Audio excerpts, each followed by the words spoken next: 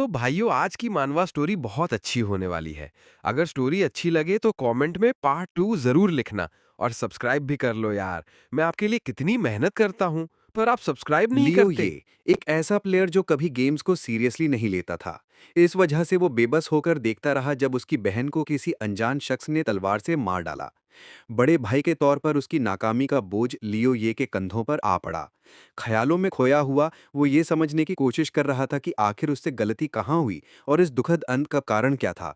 तभी उसे पीछे से एक तलवार लिए हुए एक आदमी की परछाई नजर आई। एक पल में उस तलवार ने उसके शरीर को भेद दिया, जिससे खून बहने लगा। होश में रहते हुए कजनबी ने उसे उठाया और बिना सोचे समझे उसकी बहन के बेजान शरीर के पास फेंक दिया। सदमे में डूबा लियू ये ने हकीकत को स्वीकार करने से इनकार कर दिया। अगर उसे पता होता कि उनका अंत ऐसा होगा तो वो शुरू से ही गेम को सीरियसली लेता।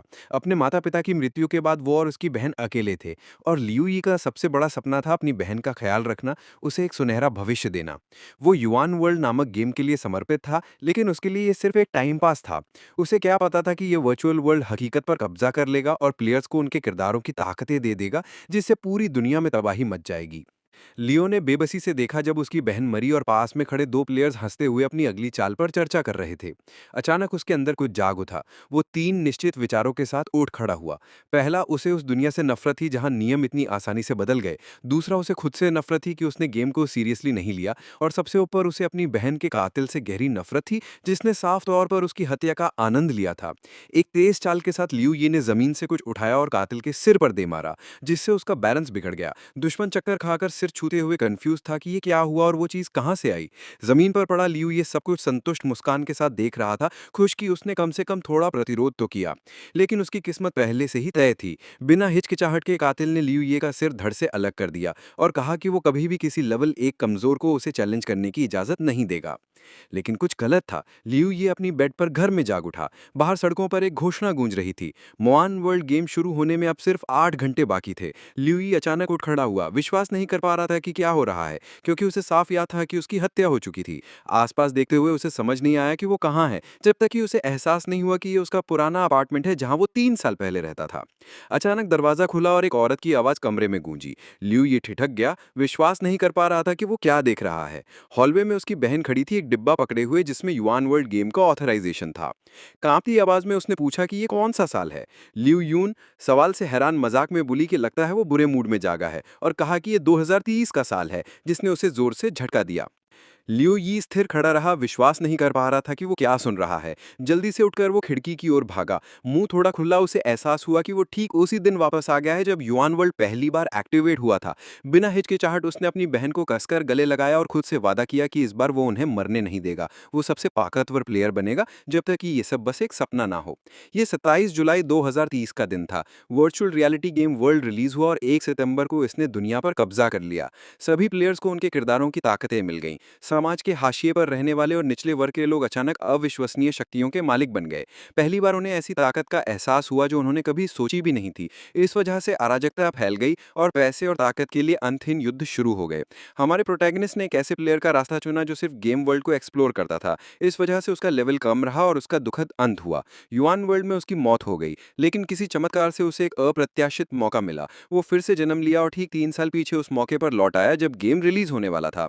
इस बार वो सबसे ताकतवर बनने का इरादा रखता था। मानसिक रूप से वो हकीकत में लौटा और हैरान हुआ जब उसकी बहन ने उसे धक्का दिया, क्योंकि वो अनजाने में उसे गले लगाने लगा था। वो बेहद शर्मिंदा थी, सोच रही थी कि उसका भाई बस उसे तंग कर रहा है। सिर खुजाते हुए उसने अजीब सी मुस्कान के साथ कहा कि सचमुच ऐसा लग रहा है। हम 8 घंटे आगे बढ़ते हैं युआन वर्ल्ड लॉन्च के पल में।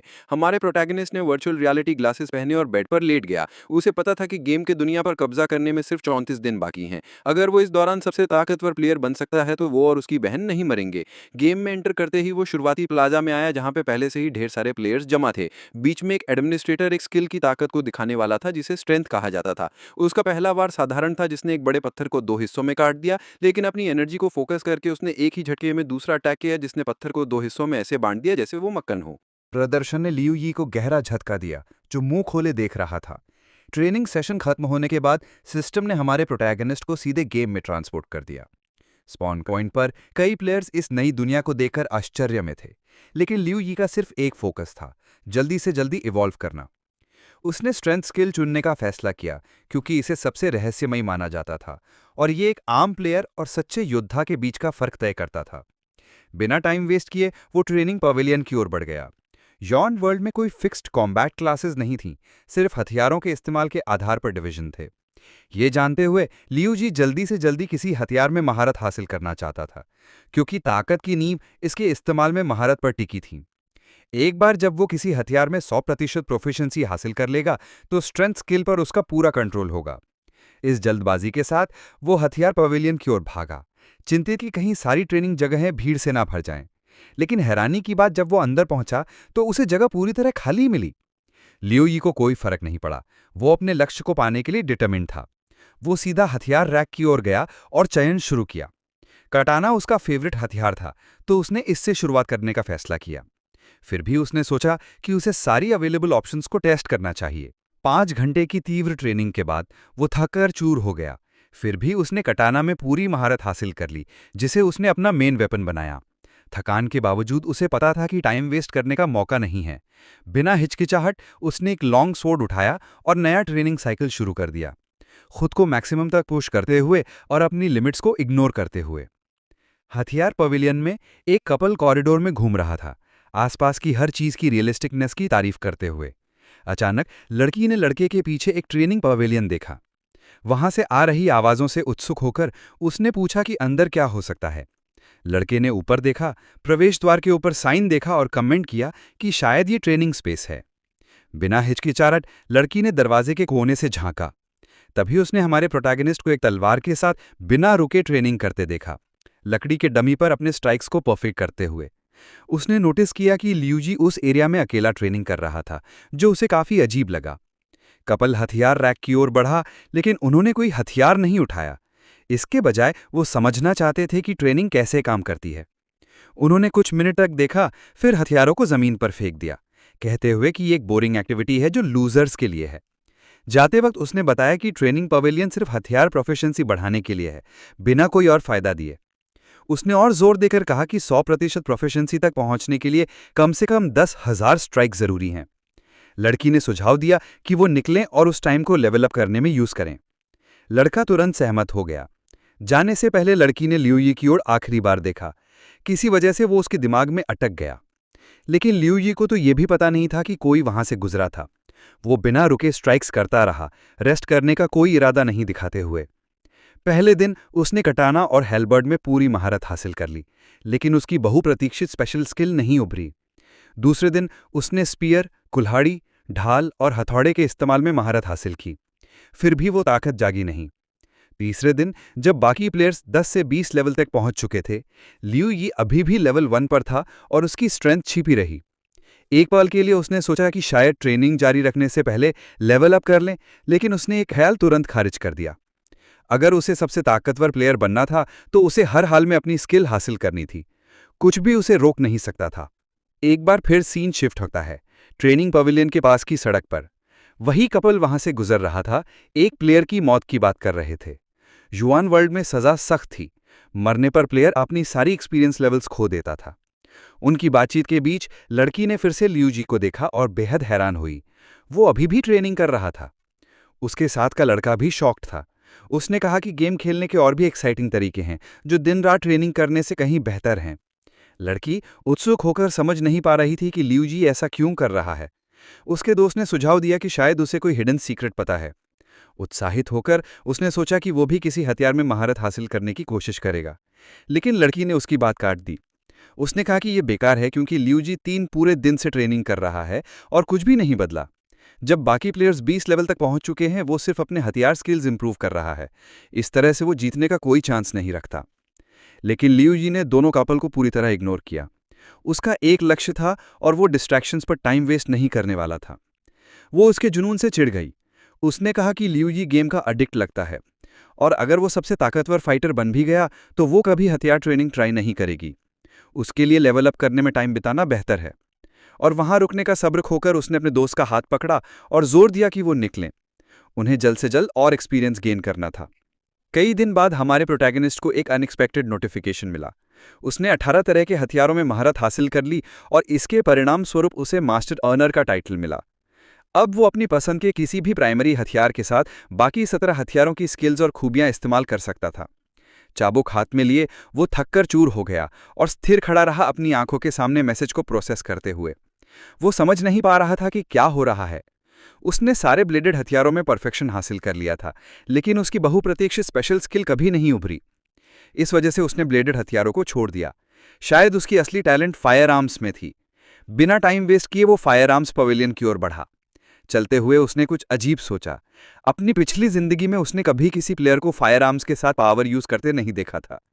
पवेलियन में घुसते ही उसके सामने एक शानदार हॉल खुला। वहां मेटल रैक्स पर हथियारों की ढेर सारी वैरायटी डिस्प्ले थी। बिना हिचकिचाहट लिू यी ने एक पिस्तौल चुनी। दिन तेजी से बीत रहे थे। 5 दिन से ज्यादा गुजर चुके थे और उसे यकीन था कि बाकी प्लेयर्स 30 लेवल तक पहुंच चुके होंगे। इस बीच वो अभी भी लेवल 1 पर था। हथियारों के विशाल सिलेक्शन को देखकर लिू जी के सीने में एक जकड़न महसूस हुई। इतने सारे ऑप्शंस थे और इस वजह से यॉन वर्ल्ड दुनिया पर कब्जा कर सकता था इससे पहले कि वो उन सब में महारत हासिल कर ले।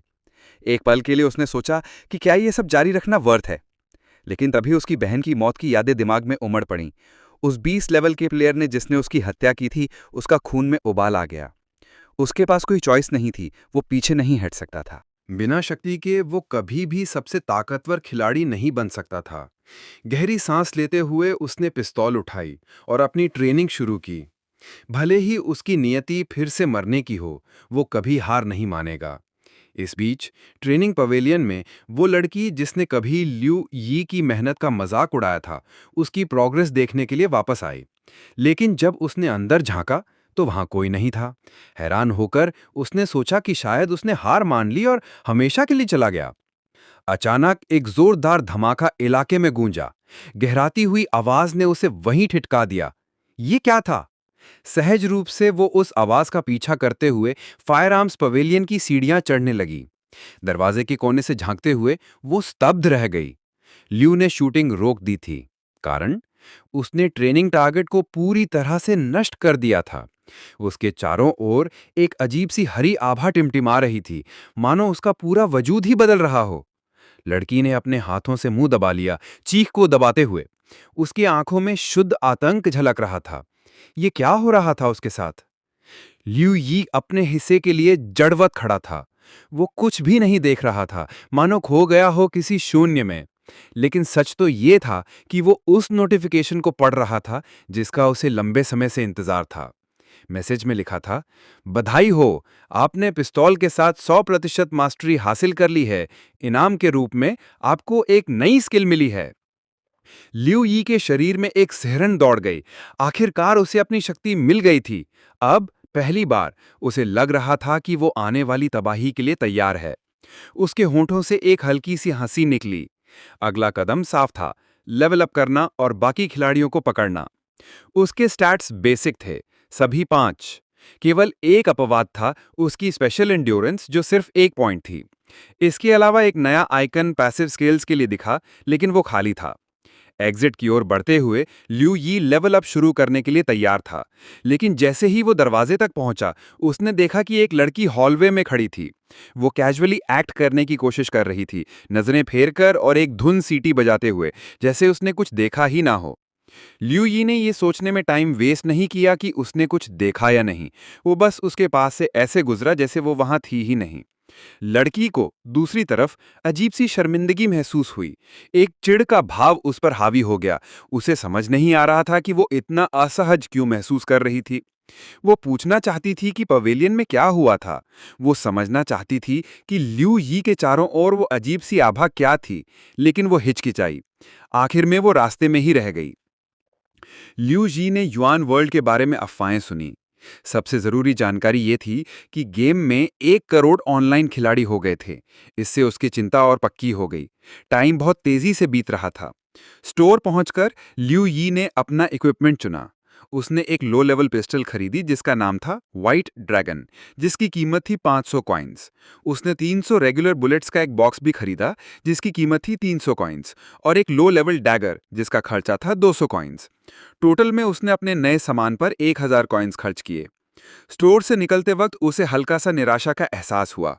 कीमतें बहुत ज्यादा थीं और ये फैक्ट कि गेम की करेंसी की वैल्यू रियल मनी जितनी थी ने सब कुछ और भी महंगा कर दिया। उसके लिए युआन वर्ल्ड के पीछे वाली कंपनी ने आइटम्स की प्राइसिंग में कुछ ज्यादा ही कर दिया था। फिर भी वो अपने नए हथियारों से संतुष्ट था। डैगर को देखते हुए उसके दिमाग में एक आइडिया आया।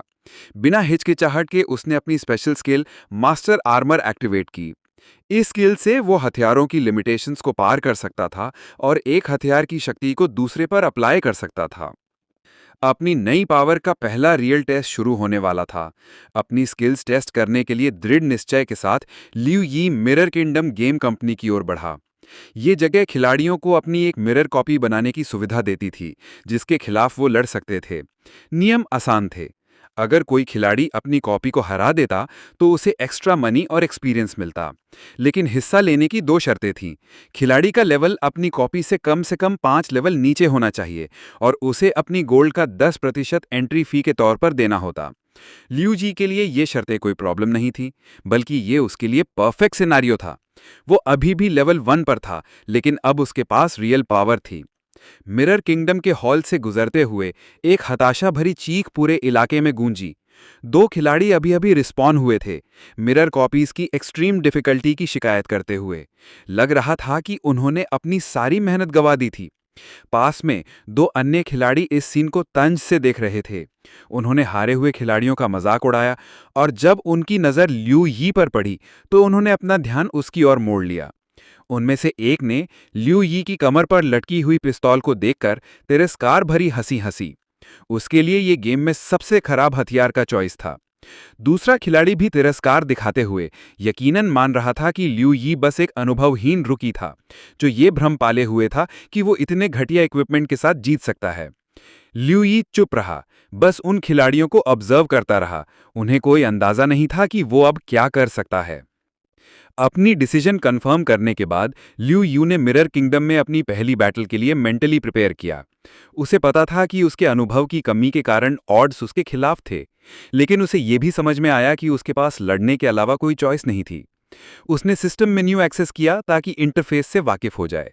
थोड़ा नेविगेट करने के बाद एक और नोटिफिकेशन आया जिसमें मिरर प्लेयर के खिलाफ फाइट की कंफर्मेशन मांगी गई। डर के बावजूद लियू ने पार्टिसिपेट करने की कंफर्मेशन दे दी, पूरी तरह से कॉन्सिक्वेंसेस को समझते हुए। सिस्टम ने फिर एक नोटिफिकेशन दिखाया जिसमें पार्टिसिपेशन फी की कंफर्मेशन मांगी गई, जो थी 100 कॉइन्स। स्वीकार करने के बाद एक दूसरा नोटिफिकेशन आया जो रिमाइंड कर रहा था कि मिरर किंगडम में एक बार घुसने के बाद खिलाड़ी बैटल खत्म होने तक बाहर नहीं निकल सकते। कुछ पल बाद लियू यी खुद को अखाड़े में ट्रांसपोर्टेड पाता है। उसका प्रतिद्वंदी एक खिलाड़ी था जो कॉम्बैट के लिए तैयार था। काउंटडाउन शुरू हुआ और बैटल 10 सेकंड में शुरू होने वाली थी। जब काउंटडाउन 5 सेकंड पर पहुंचा, लियू यी के नर्व्स ने उसे घेर लिया। उसने कभी भी अपनी मर्जी से किसी से फाइट नहीं की थी और कॉन्फ्रंटेशन का डर उसे ओवरवेल्म कर रहा था। उसकी टांग अनजाने में कांपने लगी, जिसने उसे और डिस्ट्रैक्ट कर दिया। खुद को शांत करने की कोशिश में उसने अपनी टांग पर थपथपाया, लेकिन इस डिस्ट्रैक्शन की वजह से वो बैटल की शुरुआत मिस कर गया। उसका प्रतिद्वंदी, जो एक लाल तलवार लिए था, तुरंत अटैक शुरू कर दिया। लियू यी को लगा कि सब कुछ शुरू होने से पहले ही खत्म हो गया, लेकिन हैरानी की बात, वो पहले स्ट्राइक से बच गया और उसने दुश्मन पर शूट करने की कोशिश की। बदकिस्मती से उसके सारे शॉट्स मिस हो गए और बैलेंस खोते हुए वो लगभग गिर पड़ा। दुश्मन आगे बढ़ता रहा और लियू यी की अस्थिरता का फायदा उठाते हुए आसानी से उसे डिसार्म कर दिया। अब बिना हथियारों के लियू यी को लाल तलवार का सामना सिर्फ अपनी फिजिकल स्ट्रेंथ से करना था। प्रतिद्वंदी को अपनी जीत का पूरा यकीन था। फिर भी उस शक के पल में लियू यी को एहसास हुआ कि वो हार नहीं मान सकता। ये उसकी जिंदगी का दूसरा चांस था और वो इसे बर्बाद नहीं करने वाला था। उसने अपनी मास्टर आर्चर स्किल एक्टिवेट की, जिससे वो ब्लेड की प्रॉपर्टीज को मॉडिफाई कर सकता था। ब्लेड की बढ़ी हुई ताकत ने उसे दुश्मन के तलवार के वार को आसानी से रोकने की ताकत दी। ब्लेड की एनहांस्ड पावर ने उसे ऐसी ताकत से काउंटर अटैक करने की इजाजत दी जो उसे खुद को नहीं पता था कि उसके पास है। स्किल और प्रिसिशन के साथ उसने दुश्मन की तलवार को काटकर डिसेबल कर दिया और फिर उसे तेजी से हरा दिया। जीत के बावजूद लियू यी अभी भी नर्व से कांप रहा था। उसके हाथ कांप रहे थे और उसकी सांसें भारी थीं, एक रिएक्शन जो वो कंट्रोल नहीं कर पा रहा था। उसे अपनी जीत के बाद भी शांत ना हो पाने की वजह से हताशा की लहर महसूस हुई। इसी बीच कुछ मिनट पहले दो अन्य खिलाड़ी अखाड़े से गुजर रहे थे। अपनी टीम्स के लिए मेंबर्स जुटाने की प्लानिंग डिस्कस कर रहे थे। वो बात कर रहे थे कि मिरर किंगडम में बैटल्स जीतना कितना मुश्किल हो गया था, खासकर बड़े क्लैंस के साथ। टीमों के खिलाफ कंपटीशन करते हुए जैसे ही लिू यी ने अपनी जीत का जश्न मनाया, उसे देख रहे दोनों खिलाड़ी रिजल्ट से शॉक थे। वे यकीन नहीं कर पा रहे थे कि एक लेवल 1 का खिलाड़ी जिसके पास मिनिमल इक्विपमेंट था, ने 5 लेवल ऊंचे प्रतिद्वंदी को हरा दिया। असल में ये दोनों खिलाड़ी एलाइज ढूंढने में नहीं थे, बल्कि दूसरों पर बेट लगाकर प्रॉफिट कमाने की उम्मीद में थे। उनमें से एक ने जल्दी से बैकस्टेज गार्डन नाम की साइट पर बेट्स के ऑड्स चेक किए। उत्सुकता से देखना चाहता था कि उनकी बेट से कितना कमा सकते हैं। दूसरी ओर लियू यी की मूवमेंट्स को ध्यान से एनालाइज कर रहा था, हैरान कि इतने लो लेवल का खिलाड़ी अपने प्रतिद्वंदी को कैसे हरा सकता है। लियू यी ने अपने प्रतिद्वंदी के स्ट्राइक्स को करीब से देखा। जैसे ही बैटल शुरू होने का काउंटडाउन चल रहा था, हरे बालों वाला लड़का लियू यी की हर मूव को ऑब्जर्व कर रहा था।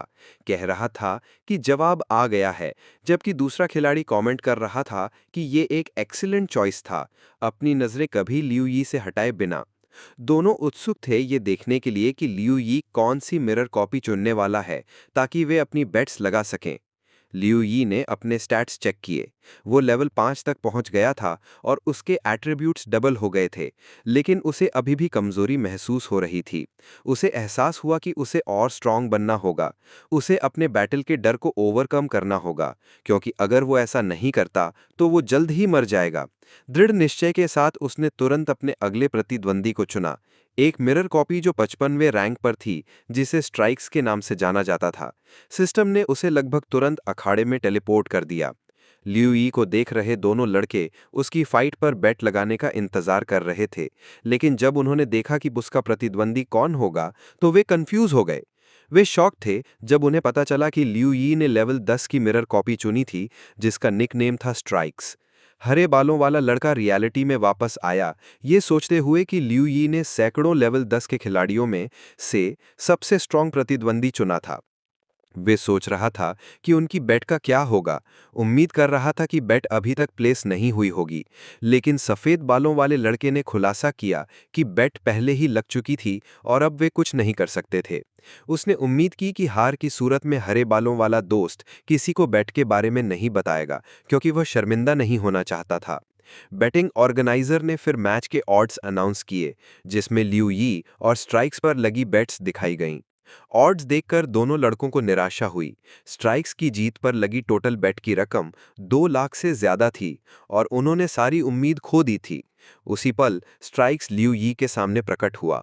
स्ट्राइक्स, जिसके हाथ में एक कटाना थी, परसिस्टेंट फाइटर सेट से लेस था, जबकि लियू यी, जो लेवल 5 का खिलाड़ी था, के पास सिर्फ एक पिस्तौल, एक डैगर और बेसिक गियर था। बैटल शुरू होने का काउंटडाउन शुरू हुआ और जैसे ही लियू यी ने अपने प्रतिद्वंदी को देखा, उसकी टांगें फिर से कांपने लगीं। इससे वो गुस्से में आ गया। कांपना रोकने के लिए उसने अपनी एक टांग में डैगर घोंप दिया। बैटल शुरू होने से सिर्फ 2 सेकंड पहले उसने कॉम्बैट स्टैंस लिया, दृढ़ निश्चय के साथ कि वो अपनी पहली फाइट की गलतियां नहीं दोहराएगा। जैसे ही बैटल शुरू हुई, लियू यी ने टाइम वेस्ट नहीं किया और तुरंत स्ट्राइक्स की ओर बढ़ा, उसकी अटैक्स को स्किलफुली डॉज करते हुए। हालांकि लियू यी की पिस्टल पावरफुल थी, उसकी एक्यूरेसी बेस्ट नहीं थी और स्ट्राइक्स ने ज्यादातर शॉट्स को डॉज या ब्लॉक कर लिया। थोड़ी देर बाद स्ट्राइक्स इससे तंग आ गया और जल्दी से लियू यी को डिसार्म कर दिया। बिना हिचकिचाहट के स्ट्राइक्स ने एक फेटल स्ट्राइक के लिए हमला किया। ऐसा लग रहा था कि उस वार को डॉज करना इम्पॉसिबल था, लेकिन लियू यी हार मानने को तैयार नहीं था। उसने अपनी स्पेशल एबिलिटी एक्टिवेट की और उसकी आंखें नीली चमकने लगीं। लियू यी ने एक अविश्वसनीय छलांग लगाई, स्ट्राइक्स के डेडली स्ट्राइक को बाल बाल डॉज करते हुए। थोड़ा पीछे स्लाइड करने के बाद उसने देखा कि स्ट्राइक्स उसका पीछा नहीं कर रहा था। रिकवर करने के लिए एक पल मिलने पर लियू यी ने सिचुएशन का एनालिसिस किया। उसकी हेल्थ 100 में से 20 पर थी और उसकी कॉग्निटिव पावर 30 में से 28 पर। बैटल अभी शुरू हुई थी, लेकिन लियू यी अपनी सर्वाइवल पर फोकस था। लियू यी हार से एक कदम दूर था। उसके रेगुलर अटैक्स अपने प्रतिद्वंदी को खरोंच तक नहीं डाल पा रहे थे और उसे एहसास हुआ कि उसने ऐसा प्रतिद्वंदी चुना था जिसे वो हरा नहीं सकता था। उसे एक कमज़ोर फाइटर चुनना चाहिए था और उस टाइम को लेवल अप करने में यूज़ करना चाहिए था, बजाय इतनी जल्दी रश करने के। लेकिन फिर भी एक पल के संदेह के बाद लियू यी ने कॉम्बैट स्टांस में वापसी की। लगभग ये मज़ेदार लग रहा था कि चीज़ें कितनी मुश्किल हो रही हैं। उसका मानना था कि अपने डर को ओवरकम करने के लिए उसे लड़ते रहना होगा और हार नहीं माननी होगी। ये सोचते हुए कि खड़े रहना अच्छा ऑप्शन नहीं था, उसने डायरेक्ट अपने दुश्मन पर चार्ज करने का फैसला किया। एक पल में वो साइड में मुड़ गया ताकि एक फेटल ब्लो से बच सके, जो उसकी पूरी हेल्थ वाइप आउट कर देता। हालांकि लियू यी ने अपने प्रतिद्वंदी की स्पीड को अंडर एस्टिमेट किया। कुछ ही सेकंड्स में स्ट्राइक्स उसके पीछे था, उसे सरप्राइज में डालते हुए। लियू यी को एहसास हुआ कि अब उसके पास जीतने का कोई चांस नहीं था, इसलिए उसने सब कुछ रिस्क करने का फैसला किया। फेटल ब्लो लगने से पहले वो स्ट्राइक्स की ओर मुड़ा, अपनी पिस्तौल निकालकर शूट किया। एक फाइनल क्लैश में दोनों ने फेटल ब्लोज एक्सचेंज किए। स्ट्राइक्स की कटाना ने लियू यी को दो हिस्सों में काट दिया, जबकि लियू यी के पिस्तौल शॉट ने स्ट्राइक्स का सिर डिस्ट्रॉय कर दिया। सिस्टम ने डिटरमाइन किया कि लियू यी ने स्ट्राइक से तेजी से फेटल डैमेज दिया और इसलिए उसे विजेता घोषित किया। विजेता बनने के बाद लियू यी को उसका इनाम मिला, ढेर सारा अनुभव, पैसा और एक लेवल अप। अब लियू यी लेवल 13 पर था और उसकी सारी विशेषताएं 17 तक बढ़ गई थीं, सिवाय रेजिस्टेंस के, जो सिर्फ 1 पॉइंट बढ़ा। उसने राहत की सांस ली, ये महसूस करते हुए कि वो मौत के कगार पर था। फिर भी उसने वो शानदार लड़ाई जीत ली थी।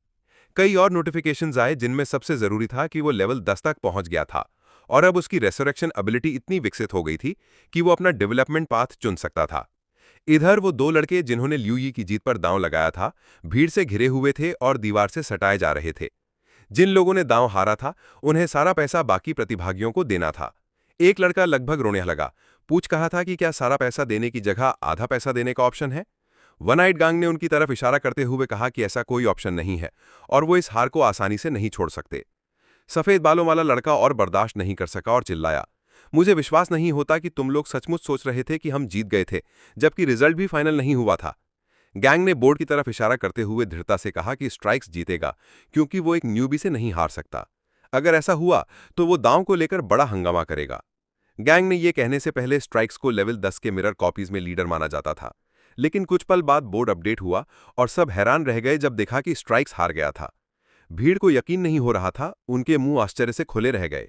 उनका संसार पल में चकनाचूर हो गया। हरे बालों वाला लड़का खुशी से उछल रहा था, जीत से उत्साहित, और वो दोनों दोस्त रोमांचित थे कि उन्होंने जीत लिया था। इधर हमारा हीरो लियू यी अरीना से विजयी होकर लौटा। अचानक उसके सामने एक लिस्ट प्रकट हुई।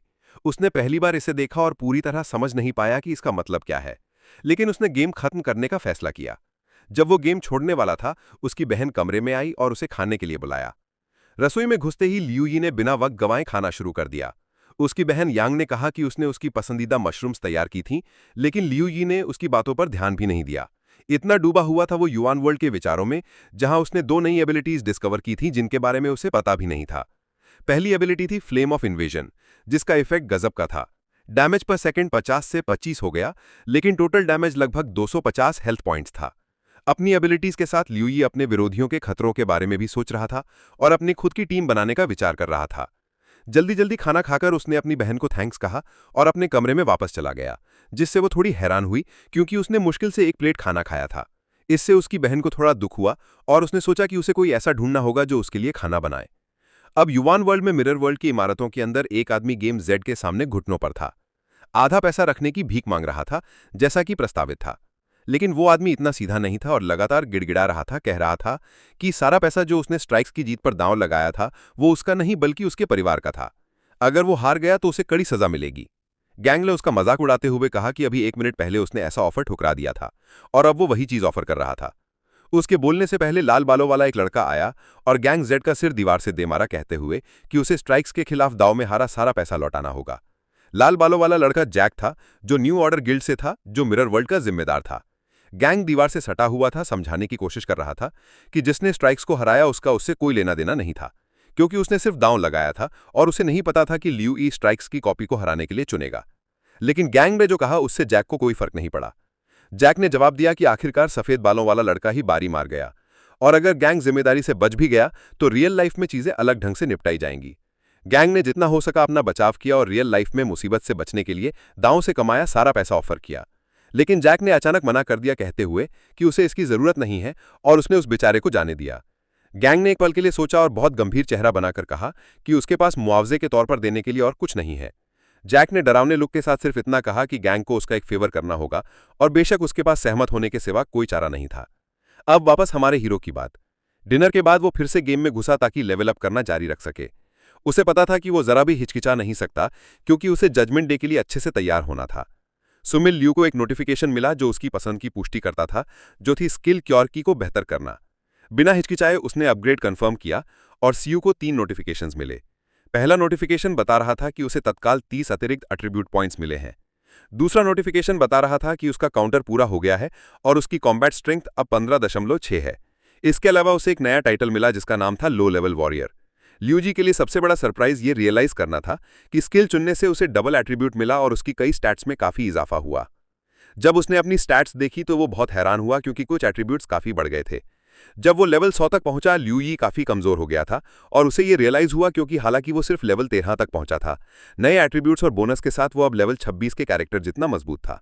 लियू यी ने फिर सोचा कि क्या वो अपनी मौजूदा ताकत से लेवल 20 के स्ट्राइक्स को हरा सकता है। लेकिन एक अनसिक्योर इंसान से लियू यी अब एक कॉन्फिडेंट इंसान में बदल गया था, जो स्ट्राइक्स को चैलेंज करने के लिए दृढ़ था। उसे अपना प्रतिद्वंदी मानते हुए और उसकी ताकत को टेस्ट करना चाहता था। इसके बाद उसके सामने एक नोटिफिकेशन आया जो स्ट्राइक्स के साथ बैटल की कंफर्मेशन मांग रहा था, जिसका जवाब उसने तुरंत कंफर्म कर दिया। कुछ सेकंड बाद मोहल्ले की सट्टेबाजी की दुकानों और प्लेयर चैट में उस फाइट के लिए दांव शुरू हो गए। किसी ने दांव लगाया और 2 लड़कों जिनको जैक ने खबर फैलाने को कहा था, उन्होंने इसे प्रमोट करना शुरू कर दिया। उनमें से एक ने सारा पैसा हमारे हीरो की जीत पर लगा दिया, जिससे सुनहरा बालों वाला आदमी गुस्से में आ गया। उन्हें दांव लगाने की जरूरत नहीं थी, लेकिन सफेद बालों वाला लड़का यकीनन मानता था कि अब जैक कुछ नहीं कर सकता, क्योंकि अगर उसने कोशिश भी की तो उसे न्यू ऑर्डर ग्रुप से सपोर्ट नहीं मिलेगा। सुनहरे बालों वाले लड़के ने अपने दोस्त की तिरस्कार भरी मुस्कान देखी और अंदाजा लगाया कि जैक ने उसे हीरो के पक्ष में ऑड्स प्रमोट करने के लिए मजबूर किया था। लेकिन उसे स्थिति का महत्व समझ नहीं आया, क्योंकि यह साफ था कि कोई भी लियू यी पर दांव नहीं लगाएगा और ऑड्स बहुत कम होंगे। लेकिन उस लड़के ने जवाब नहीं दिया, क्योंकि उसका काम सिर्फ कंफ्यूजन फैलाना था। सीन मिरर किंगडम के बैटल अरीना में शिफ्ट हुआ, जहां फाइट 10 सेकंड में शुरू होने वाली थी। एक तरफ स्ट्राइक्स लेवल 20, 2 कटानाज और एडवांस्ड आर्मर से लैस। दूसरी तरफ लियू यी लेवल 13, सिर्फ एक पिस्तौल, एक खंजर और बिगिनर गियर के साथ। लियू ने सोचना शुरू किया कि अगर उसके पास पर्याप्त कॉग्निटिव पावर रिजर्व है तो वो सही मौके का अंदाजा लगाकर स्ट्राइक्स को आसानी से खत्म कर सकता है। सिस्टम ने बैटल की शुरुआत की घोषणा की। हीरो ने बिना हिचकिचाहट तुरंत अटैक किया। स्ट्राइक्स ने अपनी कटानाओं से बचाव किया, सारी गोलियों को डिफ्लेक्ट करते हुए। अटैक करते समय लियू यी ने कोशिश की। लियू यी ने हमले को रिफ्लेक्ट करते हुए करीब जाने की कोशिश की। उसने नोटिस किया कि ड्यूल एट्रीब्यूट्स ने उनके बीच की ताकत का अंतर लगभग खत्म कर दिया था, जिससे उसका कॉन्फिडेंस और बढ़ गया। अब हाई लेवल विरोधियों के साथ बैटल्स पहले जितने इंटेंस नहीं होंगे। दाएं बाएं डॉज करते हुए लियू यी ने सिर्फ अपनी पिस्तौल का इस्तेमाल किया और सोचा कि वो कितना मजबूत हो गया था। उसने दुश्मन को इतना करीब आने दिया कि वो अपने खंजर से अटैक कर सके और स्ट्राइक्स के सिर पर निशाना लगाए, प्लान करते हुए कि वो आखिरी सेकंड्स में फाइट खत्म कर देगा। चेहरे पर मुस्कान लिए वो अपने विरोधी को मारने और बैटल खत्म करने ही वाला था। दूसरी तरफ स्ट्राइक्स को यकीन नहीं हो रहा था कि एक कमजोर लो लेवल प्लेयर उस पर अटैक कर पा रहा था, और वो बिना किसी रिएक्शन के जड़वत खड़ा रहा। जिस पर लियू यी ने अपने विरोधी का चेहरा देखा, वो कंफ्यूज हो गया और समझ नहीं पाया कि क्या करे। उसने पिस्तौल का शॉट कैंसिल कर दिया। चूंकि हीरो ने स्ट्राइक्स को धीमा कर दिया था, काउंटर अटैक के लिए पर्याप्त समय था। लेकिन डॉज करने के बाद लियू यी पीछे की ओर कूदा, किसी भी डैमेज से बचते हुए। अचानक उसे गुस्से की लहर ने घेर लिया जब उसे अपने विरोधी की याद आई। उसने अपनी हरकत रोक दी और सिर पकड़ लिया, अनिश्चित के आगे क्या करना है। उसे समझ नहीं आ रहा था कि उसने शॉट क्यों नहीं मारा, और सोचा कि शायद वो डर गया था या उसे सिर्फ मौत का डर था। अपने विरोधी और हथियार को देखते हुए उस युवा ने सोचा कि वो कभी भी अपनी किस्मत को अपने हाथों में नहीं ले पाएगा, और सबसे जरूरी, वो कभी ग्रो नहीं करेगा और रास्ते में हर किसी से डरता रहेगा। हथियार को और मजबूती से पकड़ते हुए उसे समझ आ गया कि उसका भविष्य यहीं तय हो रहा था। उसके विरोधी, एक लड़की, ने भी समझ लिया था कि इस बैटल से सिर्फ एक ही विजेता निकलेगा, और हीरो की किस्मत दांव पर थी। स्ट्राइक्स की ओर एक शानदार छलांग लगाते हुए दोनों ने आमने सामने टकराने का फैसला किया। स्ट्राइक्स ने पहला वार किया, जो हमारे हीरो का सिर काट सकता था, लेकिन लियू यी ने तेजी से डॉज करते हुए उसके पीछे चला गया। फिर उसने स्ट्राइक्स का सिर पकड़ा, पिस्तौल तानी, और उस पल उसके विचार बिल्कुल साफ थे। वो अब पूरी तरह बदल चुका था। बिना एक सेकंड की हिचकिचाहट के लियू यी ने गोली चलाई और जल्द ही उसके सामने 3 नोटिफिकेशंस आए। पहला बता रहा था कि उसने स्ट्राइक्स को हरा दिया, दूसरा कि उसका लेवल बढ़ गया, और तीसरा कि वो लेवल 20 तक पहुंच गया था। अब वो अपनी पावर को और डेवलप करने का रास्ता चुन सकता था। हीरो का चेहरा बेहद गंभीर था। उसे समझ आ गया कि अब ना सिर्फ वो ग्रो कर चुका था, बल्कि वो बाकी प्लेयर्स से भी आगे निकल गया था।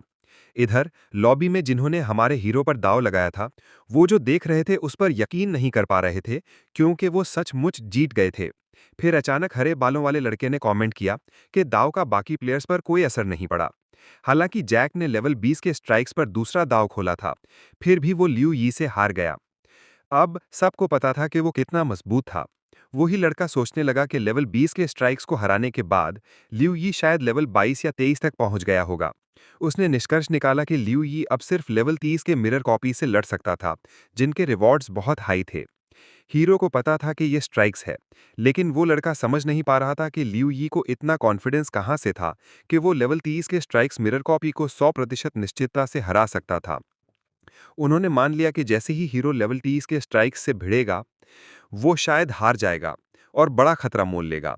जैसे ही लियू यी मिरर किंगडम में टेलीपोर्ट हुआ, उसे एहसास हुआ कि ना सिर्फ वो ग्रो कर चुका था, बल्कि वो बाकी प्लेयर से भी आगे निकल गया था। टूर्नामेंट स्टैंडिंग्स को देखते हुए उसने देखा कि लेवल 30 का स्ट्राइक्स मिरर कॉपी पहले स्थान पर था। अगर पहले की बैटल्स में लियू यी ने खुद को बाकी प्लेयर से मजबूत साबित किया था, तो अब उसे लेवल 30 के स्ट्राइक्स मिरर कॉपी को खत्म करना था, क्योंकि ज्यादातर प्लेयर्स कहते थे कि वो अजेय हैं। बैटल में घुसने से पहले हीरो के बारे में अफवाहें फैलने लगीं कि एक प्लेयर ने लेवल 30 के स्ट्राइक से बदला लेने के लिए रीस्टार्ट किया था, लेकिन आखिर में हार गया। अजय कॉपी और सबसे मजबूत फाइटर का टैग स्ट्राइक्स को बेवजह नहीं मिला था, और सबसे जरूरी बात, उसने सुना था कि इस कॉपी की वजह से न्यू ऑर्डर गिल्ड सबसे मजबूत बन गया था। इसके बाद लियू यी ने बिना हिचकिचाहट सिस्टम को अपने सामने बुलाया, चेहरे पर कातिलाना लुक लिए, क्योंकि वो स्ट्राइक्स के साथ फाइट के लिए बेताब था। सिस्टम ने फिर से पूछा कि क्या लियू यी वाकई लेवल 30 के स्ट्राइक्स मिरर कॉपी के खिलाफ बैटल में जाना चाहता है। बेशक उसने बिना हिचकिचाहट के हामी भरी, और सिस्टम ने उसे तुरंत ट्रांसफर कर दिया। जैक, जो दूर से लियू यी को देख रहा था, उसने अपने सारे माताहतों को स्ट्राइक्स की जीत पर दांव खोलने का ऑर्डर दिया। सीन 2 लड़कों पर शिफ्ट हुआ, और उनमें से एक ने हीरो की जीत पर दांव खोला, जिससे हरे बालों वाला लड़का अपना धैर्य खो बैठा। उसे यकीन था कि लियू यी का लेवल 30 के स्ट्राइक्स के खिलाफ कोई चांस नहीं था, लेकिन सफेद बालों वाले लड़के ने उसकी बातों को अनसुना कर दिया और कहा कि उसे लियू यी पर भरोसा है। जल्द ही हम अरीना में पहुंच गए, जहां दुश्मन स्ट्राइक्स लेवल 30 था। उसका हथियार काफी अनोखा था, एक कटाना जिसका नाम था लास्ट विल, और आर्मर जिसे फियर्स कहा जाता था। दूसरी तरफ लियू यी लेवल 23 पर था, एक पिस्तौल, एक आम खंजर और बिगिनर इक्विपमेंट, जो ये जताता था कि उसका कोई चांस ही नहीं था। एक पल बाद लियू यी के सामने एक नोटिफिकेशन आया, जो बता रहा था कि उसका इंटेलिजेंस एट्रीब्यूट 100 पॉइंट्स पार कर गया था, और इंटेलिजेंस की नॉलेज पावर में 1 पॉइंट का इजाफा हुआ था। नोटिफिकेशंस पर फोकस करते हुए लियू यी ने नहीं देखा कि बैटल शुरू हो गया था। स्ट्राइक्स ने वक्त बर्बाद नहीं किया और तुरंत अटैक किया। लियू यी के हेल्थ को 411 डैमेज पहुंचाया। लियू यी हैरान रह गया, क्योंकि उसके पास सिर्फ 18 हेल्थ बची थी और उसे स्ट्राइक्स की स्पीड पर यकीन नहीं हो रहा था। दूसरा अटैक लियू यी को खत्म कर सकता था, लेकिन किसी तरह उसने अपने खंजर से डिफेंड किया और मरा नहीं। बैटल के हर सेकंड के साथ लियू यी अपने विरोधी से और ज्यादा फ्रस्ट्रेटेड होता जा रहा था, फाइट की गंभीरता को समझते हुए। अगर उसने 1 सेकंड देर से डिफेंड किया होता, तो वो मर चुका होता और हीलिंग अप्लाई करने का समय नहीं मिलता। बड़ी मुश्किल से उसने अटैक को पीछे धकेला, और पीछे डॉज करते हुए लियू यी ने अपनी पिस्तौल से स्ट्राइक्स को डैमेज दिया। हर गोली जबरदस्त प्रिसिजन के साथ जा रही थी। लियू यी फाइट को लंबा नहीं करना चाहता था, और जितनी जल्दी हो सके बैटल खत्म करने की कोशिश कर रहा था। लेकिन उसके सारे प्रयास विरोधी को चोट पहुंचाने में नाकाम रहे, क्योंकि स्ट्राइक्स आसानी से उन्हें डॉज कर रहा था, जैसा कि सारी चीजें उसके लिए स्लो मोशन में हो रही हों। एक ही मूवमेंट में स्ट्राइक्स लियू यी की रीच में आ गया, फाइट को एक बार से खत्म करने वाला था। लियू यी ने ऐसे ट्विस्ट की उम्मीद नहीं की थी, और हैरानी की बात यह थी कि स्ट्राइक्स, जिसने मुश्किल से खंजर के अटैक को स्वीकार किया, फिर भी हीरो को डैमेज देने में कामयाब रहा, जिससे उसे लगातार हील करना पड़ रहा था। लियू यी इस अटैक को बर्दाश्त नहीं कर रहा था और एक पल के लिए अगर उसने रिएक्ट किया होता तो वो गेम के नेक्स्ट वर्ल्ड में चला गया होता। लेकिन वो समय पर रिकवर हुआ, स्ट्राइक्स के अटैक को झुककर और साइड में मूव करके डॉज किया। लियू यी ने तुरंत उनके बीच की दूरी बढ़ाई और एक बार फिर पिस्तौल से स्ट्राइक्स को डैमेज देने की कोशिश की।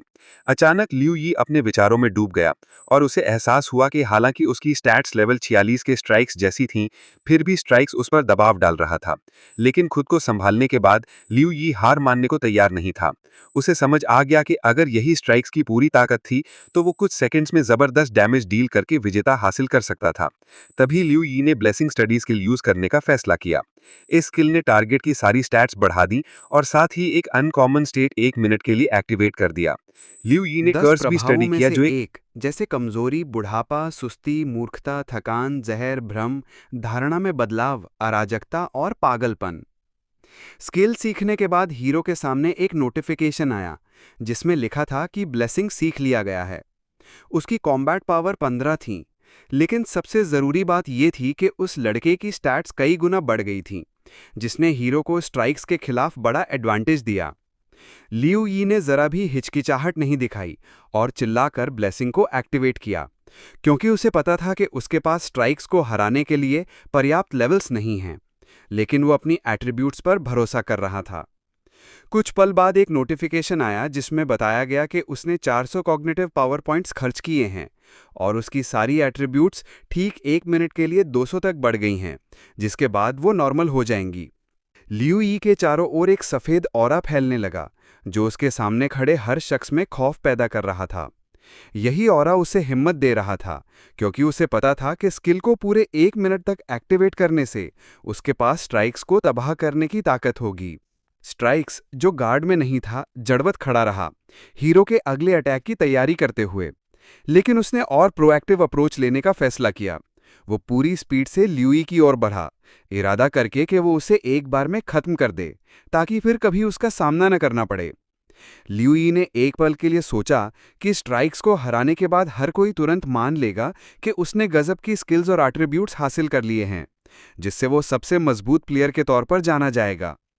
लेकिन जैसे ही उसने फोकस वापस पाया, लियू यी ने महसूस किया कि दुश्मन तेजी से करीब आ रहा था, जबकि वो दाएं-दाएं डॉज कर रहा था।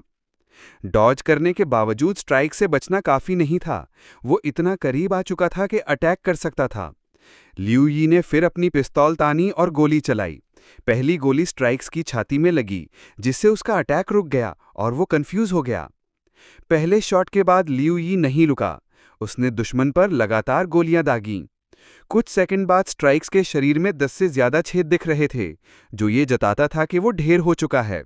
लेकिन अचानक वो पूरी तरह ठीक था और फाइट जारी रखने को तैयार था।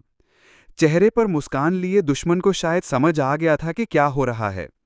मैगजीन रीलोड करते समय स्ट्राइक्स ने महसूस किया कि पहली बार हीरो की स्टैट्स उसी लेवल के प्लेयर से कहीं ज्यादा थीं, और इसके अलावा उसके पास पैसिव एबिलिटीज थीं जो क्रिटिकल मोमेंट्स में एक्टिवेट हो जाती थीं। यही थी स्ट्राइक्स की असली ताकत। इसके अलावा मिरर किंगडम का सिस्टम एनईपी प्लेयर्स के खिलाफ काम करता था, जिससे जीत हासिल करना और भी मुश्किल हो जाता था। लियू यी समझ गया कि वो एक अपवाद था और इसीलिए उसने कॉम्बैट स्टांस लिया। ब्लेसिंग की अवधि खत्म होने के करीब थी और उसे पता था कि उसे स्ट्राइक्स को इससे पहले खत्म करना होगा।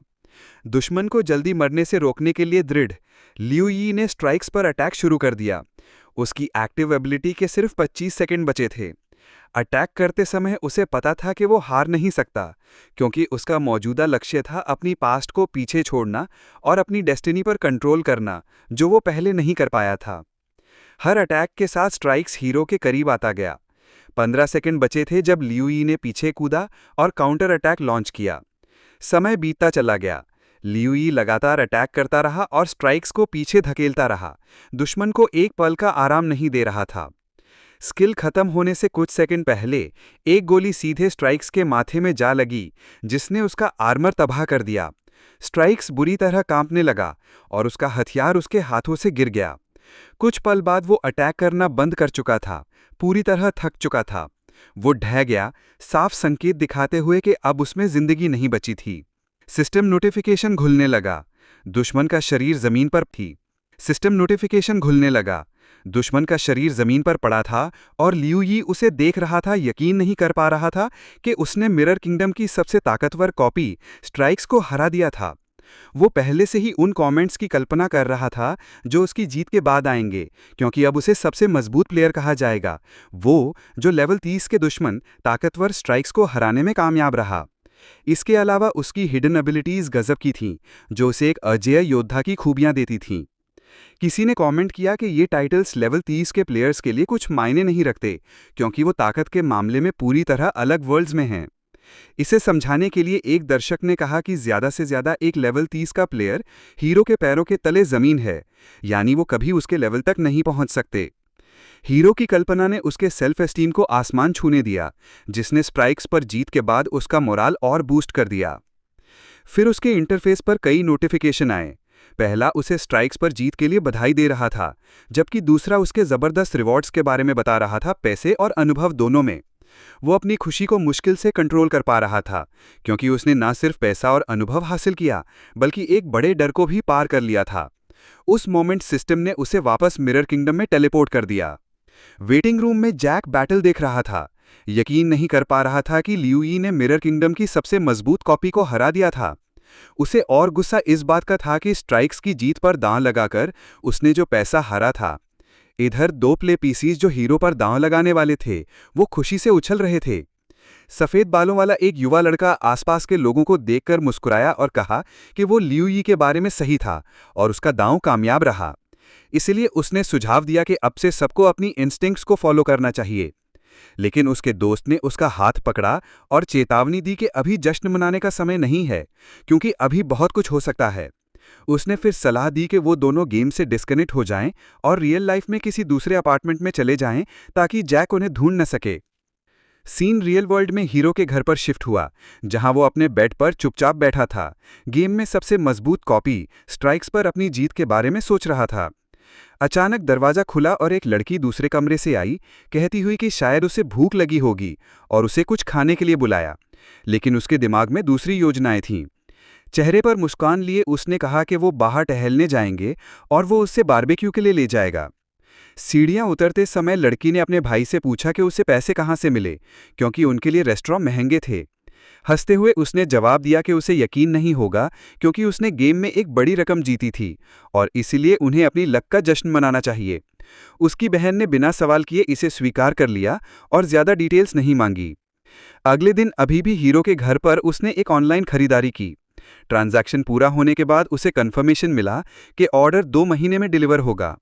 टेबल पर बैठे हुए वो यकीन नहीं कर पा रहा था, क्योंकि सिर्फ 24 दिनों में युवान वर्ल्ड को रियल वर्ल्ड पर कंट्रोल लेना था, जिससे ये 2 महीने एक तड़प भरी प्रतीक्षा जैसे लग रहे थे।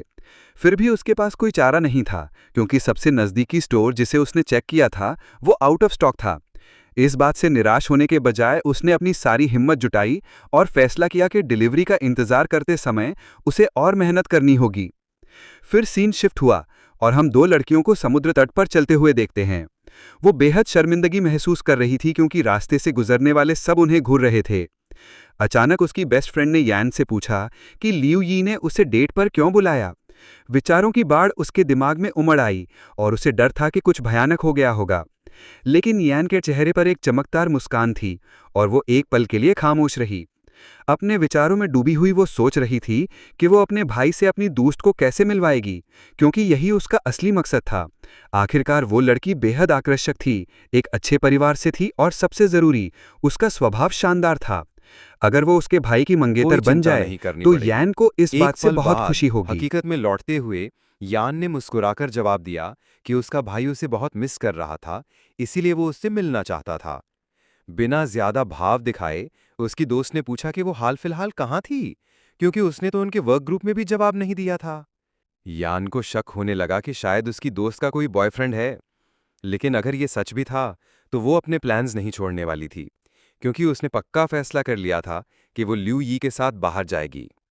नैन ने आह भरते हुए अपनी कैप ठीक की और कहा कि उसे समझ नहीं आ रहा कि वो इसे कैसे समझाए। अचानक वो लड़की जोर से चिल्लाई, खुलासा करते हुए कि उसके माता पिता उसे गजब का ऑनलाइन गेम खेलने के लिए मजबूर कर रहे थे। यानो संपरीक्षित जवाब से कंफ्यूज हो गई और समझ नहीं पाई कि क्या कहे। इधर हम एक लोकल बार में पहुंचते हैं। जैक गुस्से से भरा हुआ एक लाल बालों वाली लड़की पर हाथ उठा देता है जिसे उसने शांत करने के लिए बुलाया था। वार क्रूर था और लड़की जमीन पर गिर पड़ी, जोर से टकराते हुए। चोटिल होने और होश में रहने की जद्दोजहद के बावजूद जैक ने उस पर हमला जारी रखा। उसे नफरत थी कि वो उसे शांत करने की कोशिश कर रही थी, क्योंकि उसे लगता था कि वो उस पर तरस खा रही थी, और ये वो चीज थी जिससे उसे सख्त नफरत थी। आसपास भीड़ जमा होने लगी। जो हो रहा था उसे देखकर गुस्से में थी, लेकिन किसी में भी हिम्मत नहीं थी कि वो दखल दे। आखिरकार ये पहली बार नहीं था जब जैक ने ऐसा किया था। जब उसने आसपास के लोगों की घूरती नजरें नोटिस कीं, तो वो और गुस्सा हो गया और पूछा कि वो उसके बारे में क्या फुसफुसा रहे हैं। लेकिन किसी ने जवाब नहीं दिया। उल्टा एक एक करके लोग तितर बितर होने लगे, अलग अलग दिशाओं में भागते हुए, ताकि उस लड़की जैसा हश्र ना हो जो जमीन पर पड़ी थी। अभी भी असंतुष्ट, जैक ने लड़की पर थूक दिया और फिर अपना फोन उठाया जब उसे किसी दोस्त का कॉल आया। उसने तुरंत कॉल रिसीव किया और पूछा कि क्या दूसरी तरफ वाले ने हीरो का पता ढूंढ लिया। जवाब ना में था, लेकिन उस शख्स ने भरोसा दिलाया कि उनके पास एक प्लान है। जैक ने ध्यान से सुना और बिना हिचकिचाए पूछा कि क्या प्लान वाकई फूल प्रूफ है। जब उसे सुना कि सक्सेस 100% गारंटी है, तो उसका चेहरा बदल गया। उसकी गुस्से भरी आंखों से साफ था कि वो लियू यी से बदला लेना चाहता था, और तब तक नहीं रुकेगा जब तक उसे वो ना मिल जाए। बदले की भावना से भरी आवाज में जैक ने कहा कि जैसे ही वो उस लड़के को ढूंढ लेंगे, वो बाकी पैसा तुरंत भेज देगा। बातचीत खत्म हुई और सीन लियू यी पर शिफ्ट हुआ, जो उस वक्त गेम में दाखिल हुआ था। वो मिरर किंगडम की इमारत के सामने खड़ा था, मिरर कॉपीज के मैक्सिमम लेवल 30 के बारे में सोच रहा था। उसे समझ आया कि वो अपने मौजूदा लेवल पर वहां और इवॉल्व नहीं कर सकता, क्योंकि दुश्मन उसके लिए बहुत कमजोर थे। ये सोचकर उसने फैसला किया कि अब जाने का वक्त है। मुड़कर वो डिस्ट्रॉयड किंगडम की ओर चलने लगा, वो जगह जहां वो और मजबूत हो सकता था। लेकिन रुककर अपनी शक्ल सूरत देखते हुए उसे एहसास हुआ कि वो अब स्टार्टिंग आर्मर नहीं पहन सकता। अब नया आर्मर खरीदने का समय था। लियू यी एक हथियारों की दुकान की ओर बढ़ा। जैसे ही वो स्टोर फ्रंट के पास पहुंचा, एक सिस्टम विंडोज के सामने पॉपअप हुई, जिसमें खरीदने के लिए उपलब्ध आइटम्स दिखाए गए। लेकिन कीमतें देखकर वो कुछ सेकंड के लिए ठिठक गया। उसके चेहरे के हाव भाव से साफ था कि वो इतना पैसा आर्मर पर खर्च नहीं कर सकता। निराश होकर वो दुकान से निकला और मिरर किंगडम में चलता रहा। जल्दी उसे एहसास हुआ कि वहां रुकने का कोई मतलब नहीं है, क्योंकि जरूरी रिसोर्सेज ढूंढना और इक्विपमेंट क्राफ्ट करना असंभव है। इसीलिए उसने डिस्ट्रॉयड किंगडम जाने का फैसला किया, जहां वो आसानी से मटेरियल्स हासिल कर सकता था और लेवल 20 का इक्विपमेंट क्राफ्ट कर सकता था। हालांकि उसके पास लेवल 20 का इक्विपमेंट सीधे खरीदने के लिए पर्याप्त पैसा था, लेकिन वो जल्दबाजी नहीं करना चाहता था। आखिरकार वो जल्द ही लेवल 30 तक पहुंचने वाला था, और इसके अलावा उसे रियल वर्ल्ड में भी अपने पैसे मैनेज करने थे। बिना वक्त गवाए वो डिस्ट्रॉयड किंगडम के लिए रवाना हो गया। वहां उसका इरादा एक टीम ज्वाइन करने का था, क्योंकि उसे पता था कि इससे उसका एवोल्यूशन तेज होगा और उसे इक्विपमेंट जल्दी मिलेगा। वहां पहुंचते ही उसने देखा कि कई टीम्स अलग अलग लेवल्स के डंजन्स एक्सप्लोर करने के लिए प्लेयर्स रिक्रूट कर रही थीं। कुछ टीम्स लेवल 20 के प्लेयर्स को स्वीकार कर रही थीं, तो कुछ लेवल 30 के प्लेयर्स को हार्ड रेड्स के लिए ढूंढ रही थीं। वो एक तरफ खड़ा हो गया और दो प्लेयर्स की बातचीत सुनने लगा, जो एक नए गिल्ड ऑर्डर के बारे में बात कर रहे थे। उन्होंने हाल ही में हुए लेवल 40 के केओस डंजन पर अटैक का जिक्र किया, जिसमें 10 प्लेयर्स ने हिस्सा लिया था, लेकिन सभी हार गए और उनकी स्टैट्स रीसेट हो गईं। बाद में लियू यी को पता चला कि डंजन पूरा करने के लिए सिर्फ 4 रिक्वायरमेंट्स थीं, चाहे टीम का साइज कुछ भी हो। असल में जितने ज्यादा लोग हिस्सा लेते, आखिर में रिवॉर्ड उतना ही बड़ा होता। लेकिन एक जरूरी डिटेल थी। एक बार डंजन में घुसने के बाद जब तक वो पूरी तरह पूरा नहीं हो जाता, कोई एग्जिट नहीं था। इसके अलावा युआन वर्ल्ड में डिस्ट्रॉयड किंगडम में मरने का मतलब था पूरा रीसेट और सारा इक्विपमेंट खो देना। इसीलिए टीम्स नए मेंबर्स रिक्रूट करने में बेहद सिलेक्टिव थीं। अपनी स्किल्स के साथ लियू यी को यकीन था कि उसे बिना किसी दिक्कत के स्वीकार कर लिया जाएगा। इस भरोसे के साथ वो पहले रिक्रूटर के पास गया, लेकिन तुरंत रिजेक्ट कर दिया गया, क्योंकि वो टीम सिर्फ लेवल 30 के प्लेयर्स को ले रही थी। उसने दूसरे ग्रुप में कोशिश की, लेकिन उसे वहां भी इक्विपमेंट उसे बार बार पीछे खींच रहा था। तीसरे प्रयास में तो बात भी नहीं बनी, क्योंकि टीम पहले ही फुल हो चुकी थी और उन्हें किसी नए प्लेयर की जरूरत ही नहीं थी। पूरी तरह निराश और हताश होकर लियू ये घुटनों के बल बैठ गया। उसे यकीन नहीं हो रहा था कि कोई भी उसे अपनी टीम में शामिल करने को तैयार नहीं था, भले ही उसने स्ट्राइक्स को हराया था, जो एक लेवल 30 का दुश्मन था। उसने सोचा, उसकी ताकत को तो देखा जाना चाहिए, चाहे उसका लेवल हो या इक्विपमेंट कुछ भी हो। आखिरकार उसने तो साबित कर दिया था कि वो कोई कमजोर प्लेयर नहीं है। दिल टूटा हुआ लियू यी ने आसान डंजियंस में जाने का सोचना शुरू किया ताकि कुछ बेसिक इक्विपमेंट हासिल कर सके, लेकिन वो जानता था कि ये एक लंबा और थकाऊ प्रोसेस होगा। फिर भी उसने हिम्मत जुटाई और यही एकमात्र रास्ता चुनने की तैयारी कर रहा था, तभी अचानक उसे पीछे से कदमों की आवाज़ सुनाई दी। कुछ ही पलों बाद एक आवाज़ गूंजी कि एक टीम को एक और मेंबर की ज़रूरत है। उत्सुकता से लियू यी ने पलटकर देखा, समझ नहीं पाया कि यह ऑफर किसके लिए है। सामने जैक खड़ा था, एक रहस्यमयी मुस्कान के साथ। जैक ने एक चालाक नज़रों से लियू यी को एक खतरनाक लेवल 35 के डंगियन में शामिल होने का ऑफर दिया, जो 10 प्लेयर्स की टीम के लिए डिज़ाइन किया गया था। जैक की नज़रों से नज़रें मिलाते हुए लियू यी को लगा कि इस ऑफर में कुछ तो गड़बड़ है। फिर भी जैक बोलता रहा, भरोसा दिलाते हुए कि उनकी टीम इतनी स्ट्रांग है कि वो सारे चैलेंजेस अकेले हैंडल कर सकती है। बस ग्रुप को पूरा करने के लिए एक और प्लेयर चाहिए। रेड पोर्टल एक्टिवेट करने के लिए एक और मेंबर की जरूरत थी। हैरान, लियू यी को अपनी आंखों पर यकीन नहीं हो रहा था। उसे ऐसा भी लग रहा था कि उसने जैक को पहले कहीं देखा है, लेकिन याद नहीं आ रहा था कि कहाँ। जैक ने बिना लियू यी को सोचने का मौका दिए कहा कि अगर वो इंटरेस्टेड नहीं है तो वो किसी और को ढूंढ लेगा। ये सुनते ही लियू यी ने तुरंत उसे बीच में रोका और ऑफर स्वीकार कर लिया। जैक ने बस हाथ हिलाया और कहा, चलो मेरे पीछे आओ। दोनों लेवल 30 के पोर्टल के एंट्रेंस की ओर बढ़े, जो 10 प्लेयर्स के ग्रुप के लिए था। जब वो डिस्ट्रॉयड रॉयल पोर्टल के पास मीटिंग पॉइंट पर पहुंचे तो वहां भीड़ थी।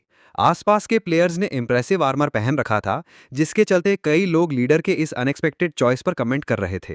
किसी ने नहीं सोचा था कि वो एक रूकी को रिक्रूट करेगा जिसके पास सिर्फ एक साधारण पिस्टल है। लियू यी ने बाकी प्लेयर्स को गौर से देखा और जल्द ही समझ गया कि वो सब बहुत अच्छे इक्विपमेंट्स के साथ हैं। पर्पल आउटफिट्स बता रहे थी कि आधे से ज्यादा टीम के पास टाइमलेस रेयरिटी इक्विपमेंट्स हैं। वो सोच में पड़ गया, मन ही मन सोचने लगा कि क्या वो इनमें से कुछ इक्विपमेंट चुरा सकता है। तभी एक प्लेयर ने चिल्लाकर कहा कि अब जब सब इकट्ठा हो गए हैं तो तुरंत निकलना चाहिए, क्योंकि वो जल्द से जल्द लेवल 40 तक पहुंचना चाहता है। एक गंजा आदमी मुस्कुराते हुए पास आया और बोला कि एक बार लेवल 40 तक पहुंचने के बाद उन्हें अपने इक्विपमेंट्स बदलने होंगे, और अगर ऐसा हुआ तो वो अपना पुराना गियर ग्रुप को दे सकता है। लेकिन उस प्लेयर ने बस मुस्कुराकर ऑफर ठुकरा दिया, जब तक कि कोई उसका हथियार और इन्वेंट्री से 3 रेयर आइटम्स कैरी करता है। किसी ने भी ये ऑफर स्वीकार नहीं किया। फिर पूरी ग्रुप पोर्टल की ओर बढ़ने लगी और लियू यी धीरे धीरे उनके पीछे चल रहा था। प्लेयर्स को देखते हुए उसने नोटिस किया कि वो सब एक दूसरे को अच्छे से जानते थे। उसे समझ नहीं आ रहा था कि आखिर उसे इस लेवल 35 के मिशन के लिए क्यों बुलाया गया, लेकिन जैसे ही उसने टीम की चालाकी भरी मुस्कानें देखीं, उसे एहसास हुआ कि इस दोस्ती के पीछे कुछ गलत इरादे छुपे हैं। आखिरकार पोर्टल खुला और सामने एक विशाल रेगिस्तानी लैंडस्केप दिखाई दिया। सीन के सेंटर में सिर्फ एक रहस्यमय क्रिस्टल था। जैक और एक दूसरा प्लेयर सबसे पहले पोर्टल क्रॉस करके एनवायरनमेंट को एनालाइज करने लगे। जल्द ही एक टीम मेंबर ने नोटिस किया कि मिशन का ऑब्जेक्टिव क्रिस्टल को प्रोटेक्ट करना है।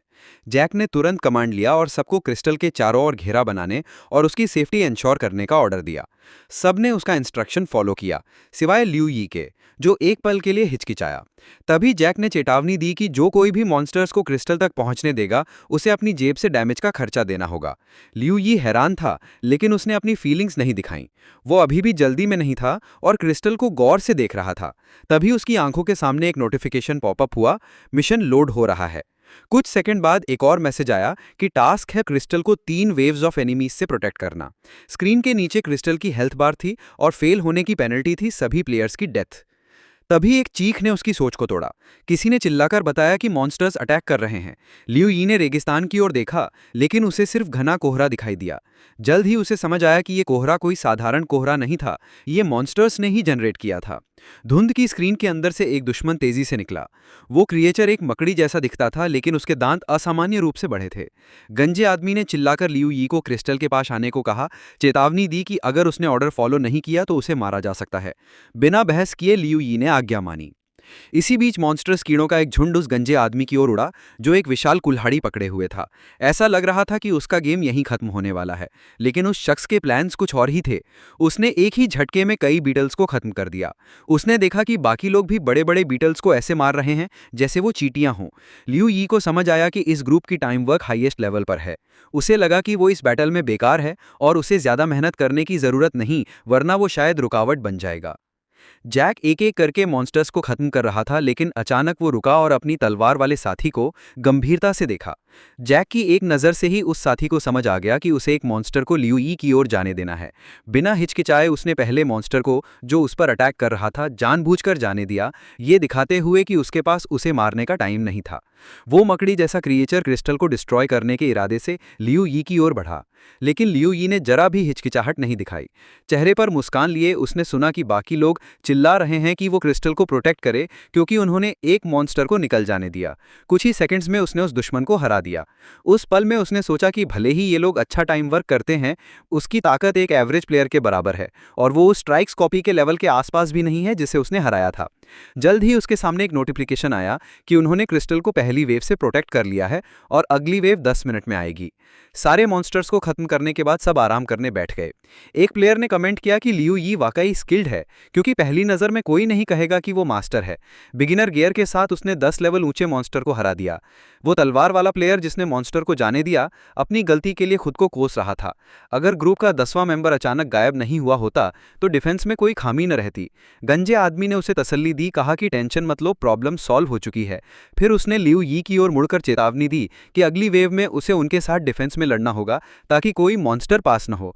लियू यी के बगल में बैठा एक शख्स ने सजेस्ट किया कि वो उसे लियू यी को अपनी टीम में इनवाइट कर सकते हैं, ताकि उसे नोटिस किया जाए। फिर उसने लियू यी से पूछा कि वो क्या सोचता है इस आइडिया के बारे में, उनकी टीम ज्वाइन करने का, ताकि उसे अपनी टीम बनाने के लिए लोगों को ढूंढना न पड़े। ये प्रपोजल दिया तो लियू को ये इतना पसंद आया कि उसने तुरंत हाँ करने का सोचा।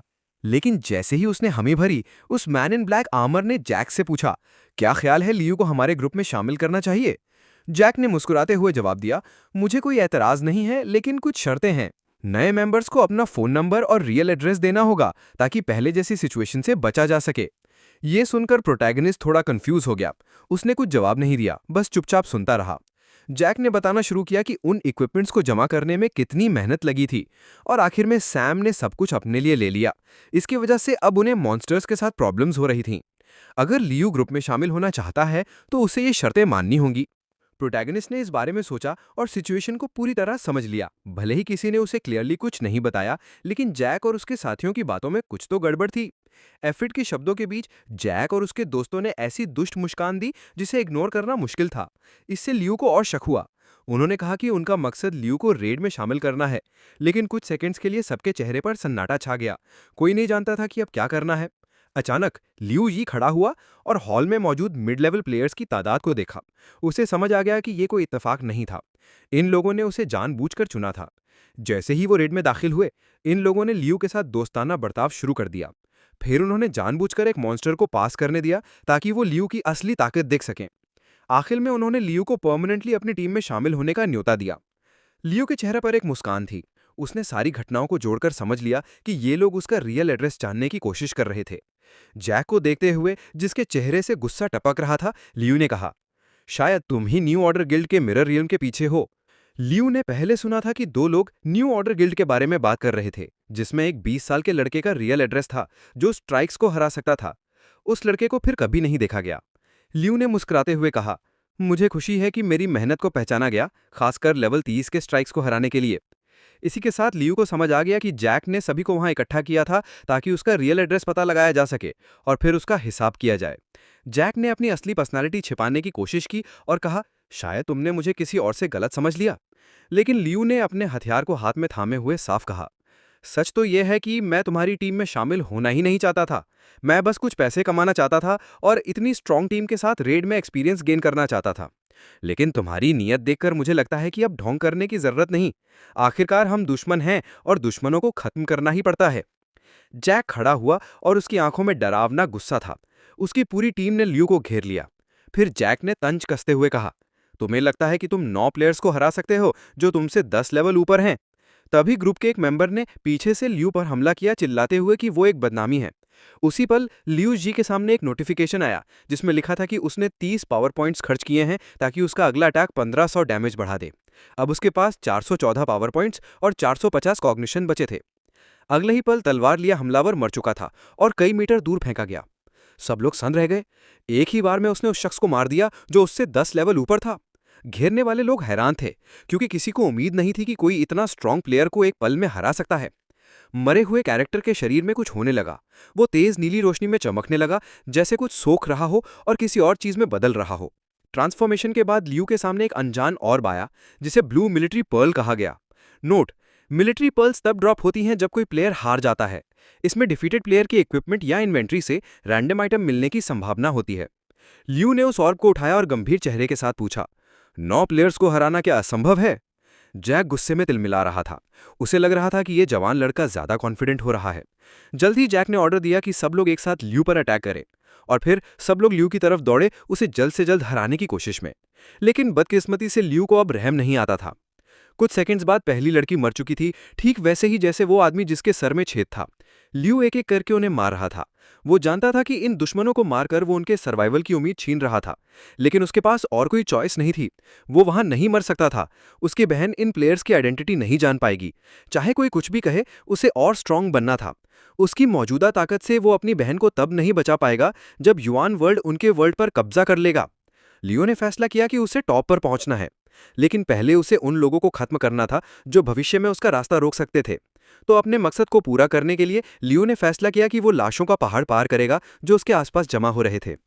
जैक और उसकी पूरी स्क्वाड सन थी, सोच रही थी कि वो लियो को क्यों नहीं मार पा रहे, भले ही उनके लेवल्स उससे कहीं ज्यादा ऊंचे थे और उनके इक्विपमेंट्स बेहतर थे। लियो बहुत गुस्से में था, हालांकि उसे पहले से ही अंदाजा था कि वो इतना स्ट्रांग है क्योंकि उसने लेवल 30 के स्ट्राइक्स क्लोन को हराया था। जैक के सारे साथी लियू को रोकने की कोशिश कर रहे थे, ये कहते हुए कि अगर उसने और कुछ लोगों को मार दिया तो वो डंजन्स क्लियर नहीं कर पाएंगे और सारे रिसोर्सेज गवा देंगे। लियू ने जवाब दिया, मुझे इससे कोई फर्क नहीं पड़ता।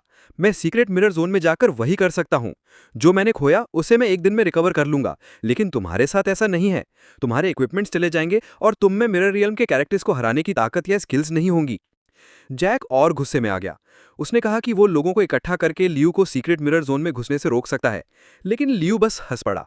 फिर उसने जैक के साथियों को मारना शुरू कर दिया, जो कुछ ऐसा था जो जैक को यकीन नहीं हो रहा था। जैक उन्हें और मौतों से रोकने का ऑर्डर देना चाहता था, लेकिन इससे पहले कि वो कुछ बोल पाता, उसके पीछे 2 प्लेयर्स पहले ही मर चुके थे। जैसे जैसे उसके साथी हार रहे थे, जैक को एक पल याद आया जब उसने एक बड़े आदमी से मुलाकात की थी। उसने कहा था कि उन्हें युआन वर्ल्ड में टॉप प्लेयर्स बने रहना चाहिए। अगर वो ऐसे कर पाए तो चाहे वो कुछ भी करे, वो उनका सपोर्ट करेगा। लेकिन उसने ये भी कहा था कि अगर वो फेल हुए तो वो ना सिर्फ उनका सपोर्ट बंद कर देगा, बल्कि उनके सारे क्राइम्स को उजागर करेगा ताकि उन्हें तुरंत सजा मिले। जब जैक हकीकत में वापस आया तो उसे एहसास हुआ कि उसके आसपास सब मर चुके थे, सिर्फ वो बचा था। लियू ने जैक को खत्म करने की तैयारी की, लेकिन जैक घुटनों पर बैठ गया और रहम की भीख मांगने लगा। उसने लियू से कहा कि उसे मत मारो। लियू ने कुछ जवाब नहीं दिया, बस उसे गंभीर नजरों से देखता रहा। इससे जैक और गुस्से में आ गया। उसे अपनी हालत पर घिन आने लगी। जैक ने कहा, अगर तुम मुझे छोड़ दोगे तो मैं युआन वर्ल्ड का सीक्रेट बताऊंगा।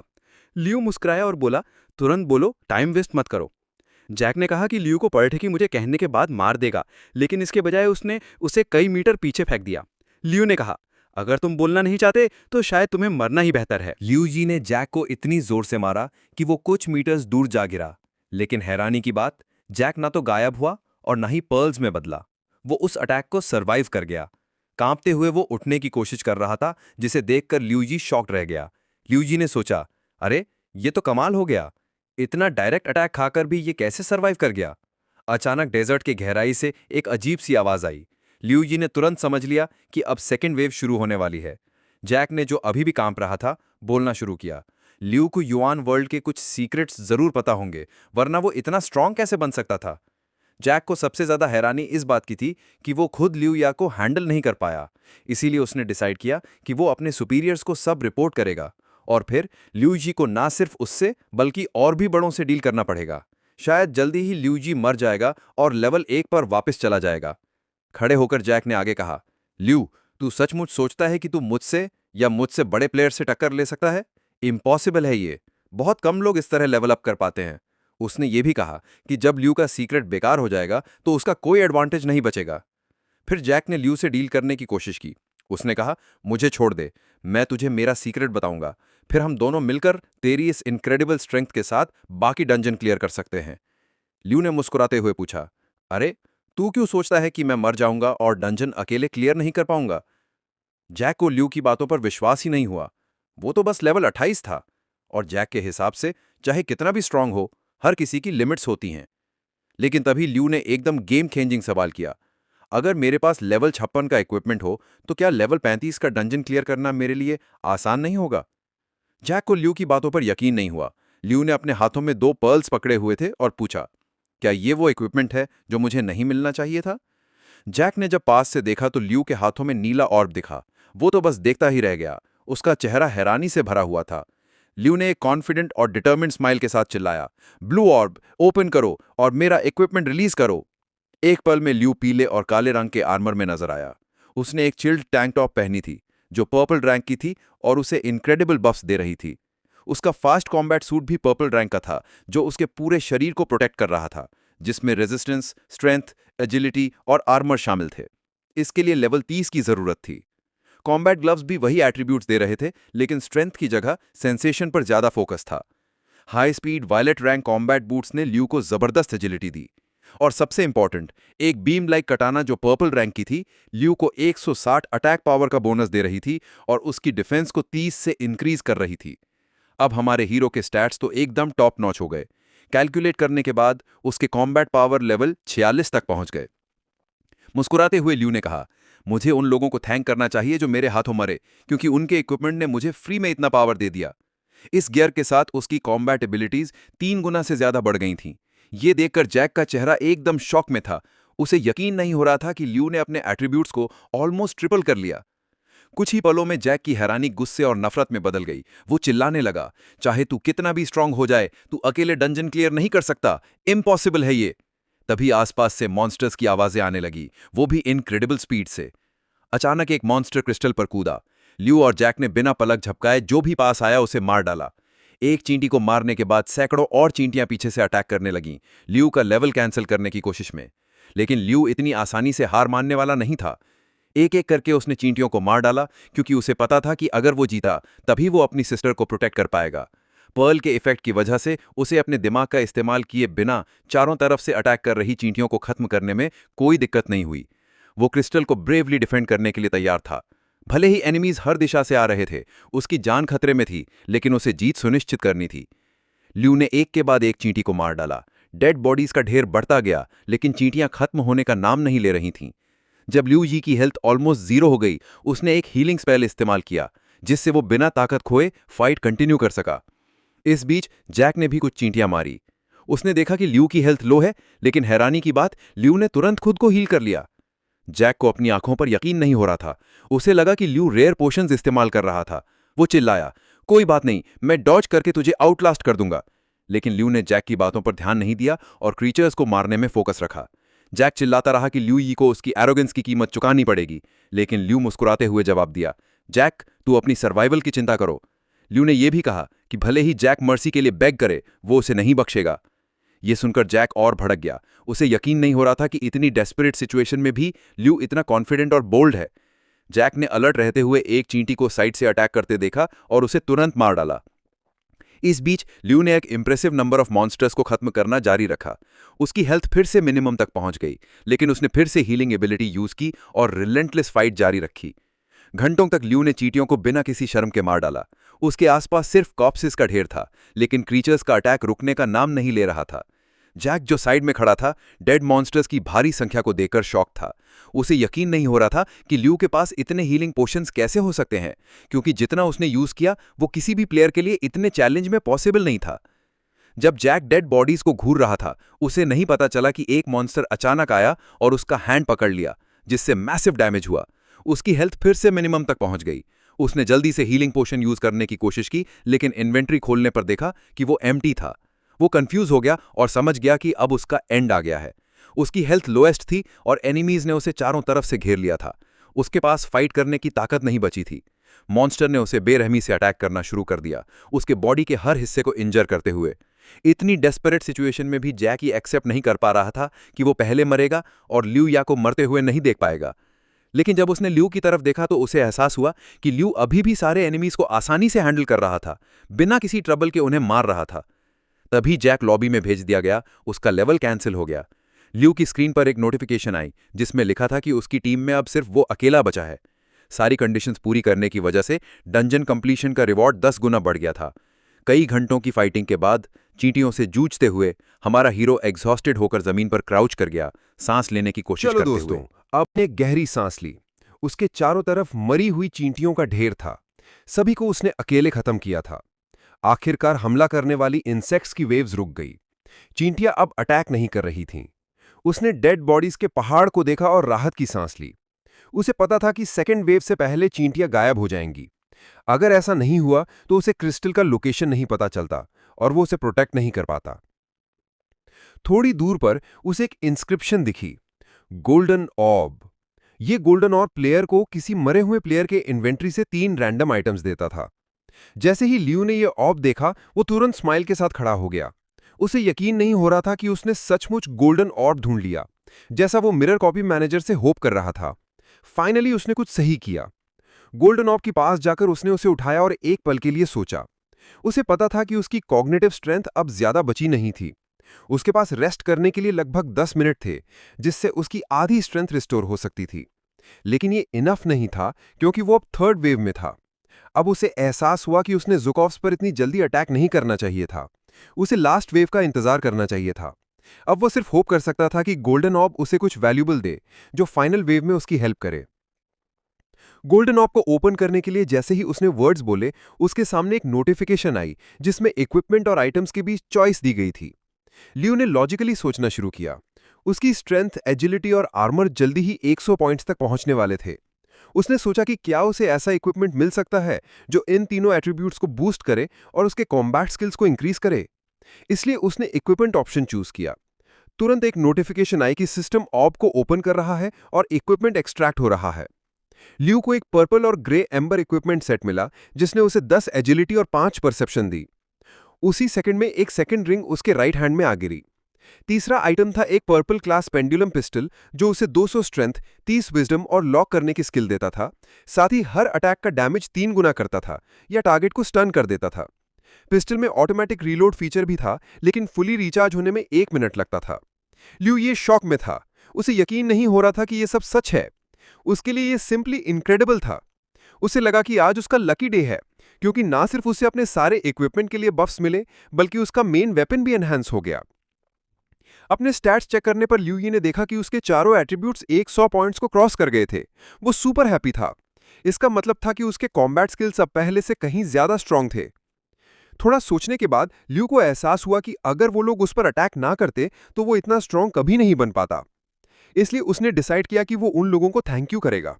मुस्कुराते हुए लियू जी ने उन लोगों को धन्यवाद दिया। वो बैटल के लिए रेडी था, ये जानते हुए कि वो सिर्फ लेवल में पीछे था, लेकिन जैसे ही वो इस डंजन के क्रिस्टल को प्रोटेक्ट कर लेगा, वो टॉप प्लेयर्स में शामिल हो जाएगा। सीन चेंज, शहर की रात में।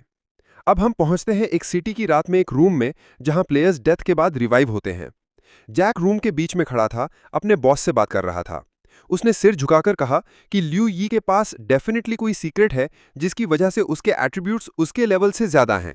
जैक ने दावा किया कि अगर ऐसा नहीं होता तो वो लियू यी के हाथों नहीं मरता। उसने अपने बॉस को बताया कि भले ही वो उसकी बात पर यकीन न करे, लेकिन रूइंड किंगडम डंजन की कॉम्प्लेक्सिटी को समझना चाहिए। एक लेवल 28 का प्लेयर अकेले लेवल 35 का डंजन क्लियर कर दे, ये टू मच था। डेफिनेटली कुछ गड़बड़ थी, वरना वो सबको नहीं मार पाता। बॉस ने जैक को डिसडेन से देखते हुए कहा कि वो उसे एक और चांस दे रहा है।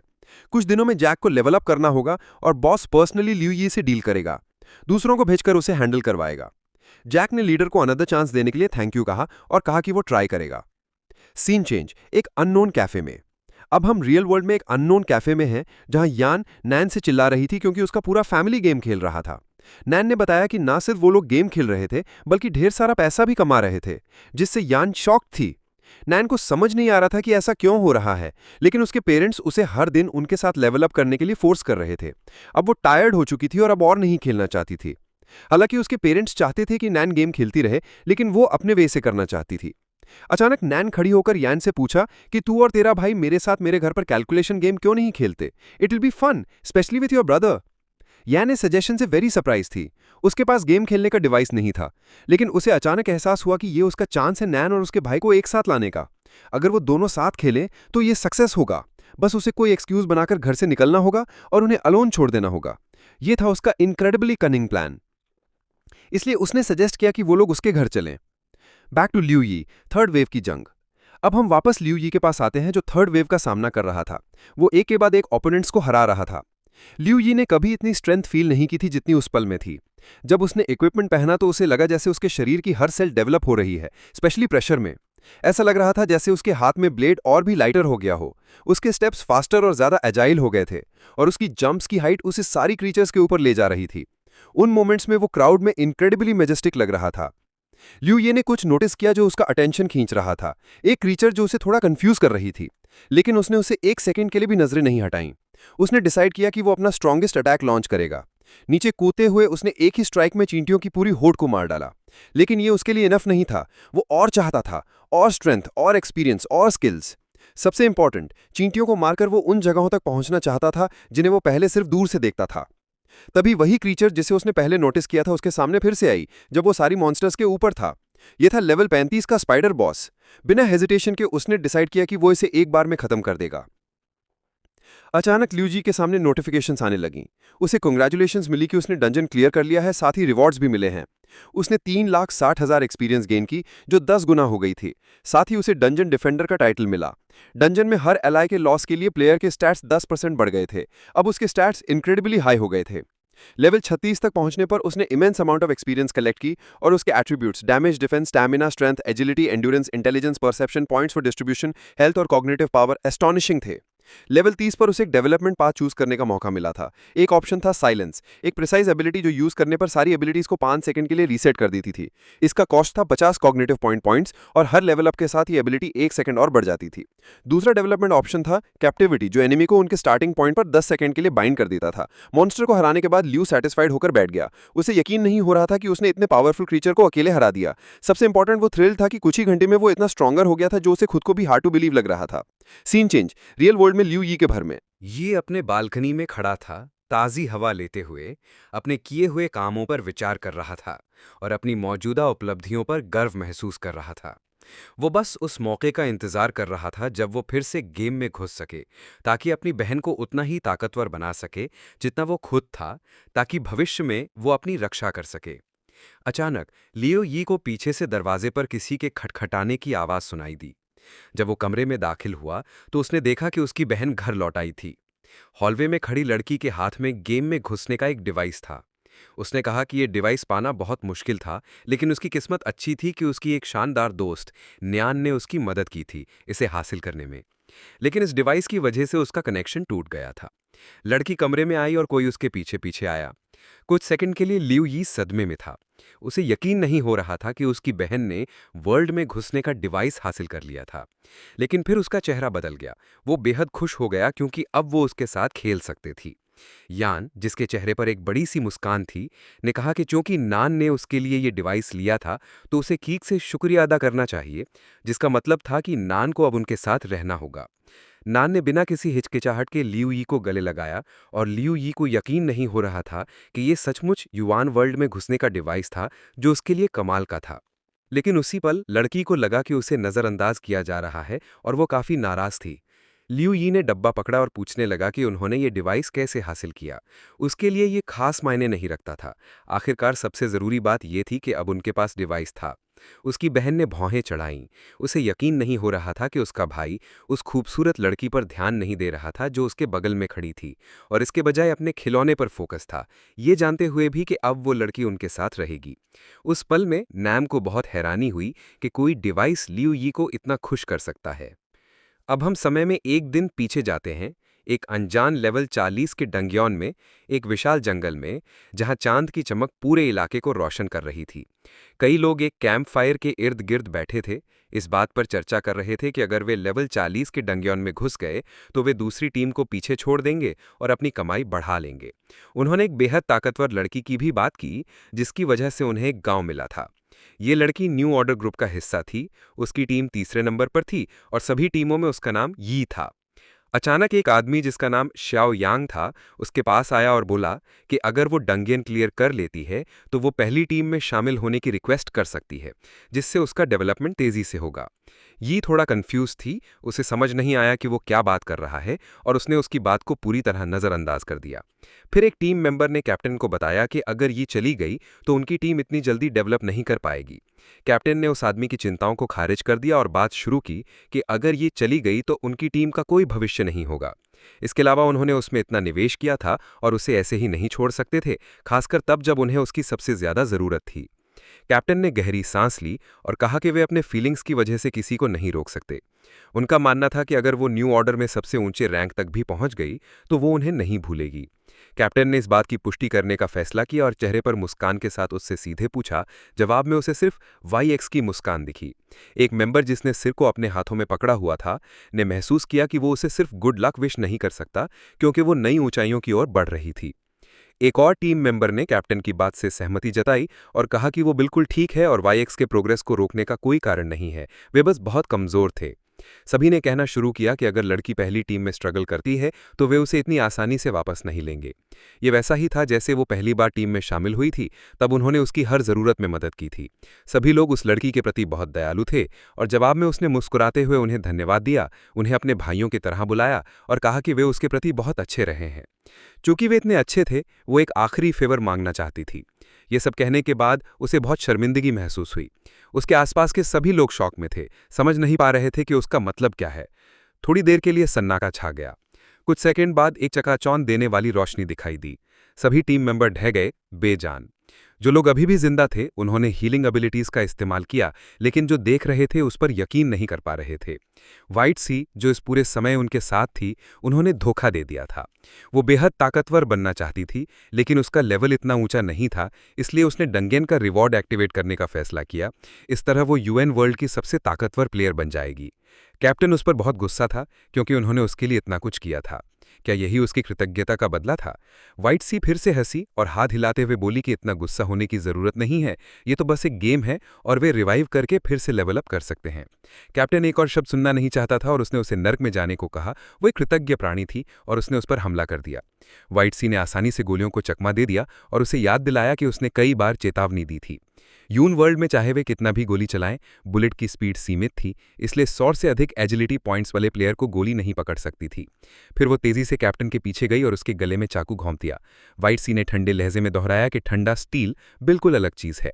ये यूजर के एट्रीब्यूट्स पर निर्भर करता है। स्पीड और डैमेज की कोई सीमा नहीं थी, इसलिए वो कैप्टन को आसानी से मार सकती थी।